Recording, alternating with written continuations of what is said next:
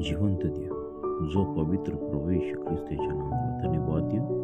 इब्री Lucas पत्राचा 8 अध्यायाच्या पहिल्या वचनापासून मी आपल्यासाठी वाचतो। यहूद्यांचे याजकपणाहून प्रभू येशूचे याजकपण श्रेष्ठ सांगण्याचा मुख्य मुद्दा हा आहे की स्वर्गामध्ये राजवैभवाच्या सिंहासनाच्या उजवीकडे बसलेला असा प्रमुख याजक आपल्याला आहे। तो पवित्र स्थानाचा म्हणजे माणसाने नव्हे तर प्रभूने घातलेल्या खऱ्या मंडपाचा सेवक आहे। प्रत्येक प्रमुख याजक दाने व यज्ञ अर्पाव्यास नेमिलेला असतो, म्हणून याच्या जवळही अर्पिण्यास काहीतरी असणे अगत्याचे आहे। तो पृथ्वीवर असता तर तो याजकच नसता, कारण नियमशास्त्राप्रमाणे दाणे अर्पण करणारे आहेत। पर्वतावर तुला दाखविलेल्या नमुन्याप्रमाणे सर्व वस्तू बनवण्याची सावधगिरी ठेव ही आज्ञा मोशे मंडप करणार होता तेव्हा त्याला जशी मिळाली तसे तेही जे स्वर्गीय वस्तूचे प्रतिरूप व छाया आहे त्याची सेवा करीतात। तर आता ज्या कराराचा मध्यस्थ येशू आहे तो अधिक चांगल्या अभिवचनांनी स्थापित असल्यामुळे जेवढ्या प्रमाणात तो अधिक चांगला आहे तेवढ्या प्रमाणात अधिक श्रेष्ठ सेवा येशूला मिळाली आहे। कारण तो पहिला करार निर्दोष असता तर दुसरा शोधण्याचा प्रसंग आला नसता।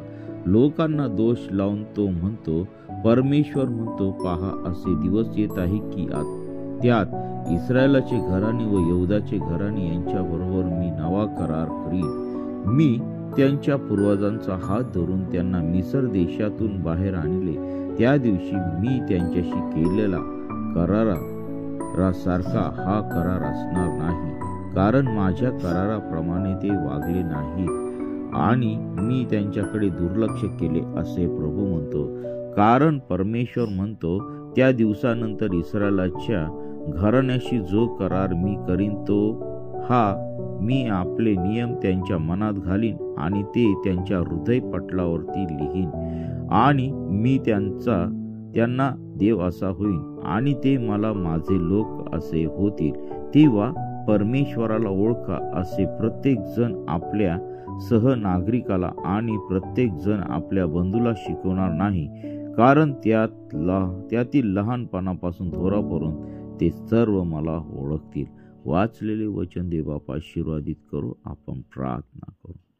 हालेलुया, स्तुती, धन्यवाद येशू देवबापा, पुन्हा एकदा आम्ही तुझ्या पवित्र चरणाजवळ समर्पित होत आहोत। प्रिय प्रभूजी, हे वचन जे वाचलेले ते सर्व वाचलेलं वचन सर्वांसाठी तू आशीर्वादाचं कर। जे कोणी हे वचन ऐकतील प्रिय प्रभू येशू त्यांच्या जीवनामध्ये तू कार्य कर आणि प्रिय प्रभू येशू आम्हाला आमचा याजक म्हणून प्रभू येशू तू दिलेला आहे, त्याबद्दल आम्ही तुझ्या नावाला धन्यवाद देत आहोत। प्रभू तू आमच्यासाठी पित्याजवळ मध्यस्थी करत आहे आणि प्रभू तू आम्हाला आशीर्वादित करत आहे, त्याबद्दल आम्ही तुझ्या नावाला धन्यवाद देत आहोत। प्रिय प्रभूजी, तुझ्या पवित्र सामर्थ्यामध्ये, पवित्र दानांमध्ये, पवित्र कृपादानांमध्ये तू आम्हाला वाढव आणि तुझं गौरव दे। प्रभू, सकाळची वेळ आम्हा प्रत्येकासाठी तू आशीर्वादाची कर। आमच्या प्रत्येका संगती तू बोल आणि तुझ्या नावाचं गौरव दे। सर्व वाईट गोष्टी आमच्या जीवनातून तू काढून टाक आणि प्रिय प्रभू येशू, या थंडीपासून तू आमच्या प्रत्येकाचं तू रक्षण कर आणि तुझं गौरव होऊ दे। पित्या परमेश्वरा देवापा, सर्व पापांची अपराधांची तू आम्हाला क्षमा कर। प्रभू, जे निराशेत आहेत, संकटात आहेत, आजारी आहेत, अशा प्रत्येक व्यक्तीला तू आपल्या हाताचा तू स्पर्श कर। प्रिय प्रभू, जे तरुण बेरोजगार आहे त्यांना तू नवीन जॉब तू दे, आज त्यांना तू आशीर्वादित कर। प्रिय प्रभू, जे आर्थिक अडचणीमध्ये त्यांना आर्थिक मदत तू कर। जे संकटामध्ये आहेत त्यांच्या संकटातून तू बाहेर काढ। प्रभू, जे प्रवासात आहे त्यांचा प्रवास सुखरूप कर आणि प्रिय प्रभू, जे कामाला जाणार आहे त्यांच्या कामामध्ये तू त्यांना सहाय्य कर।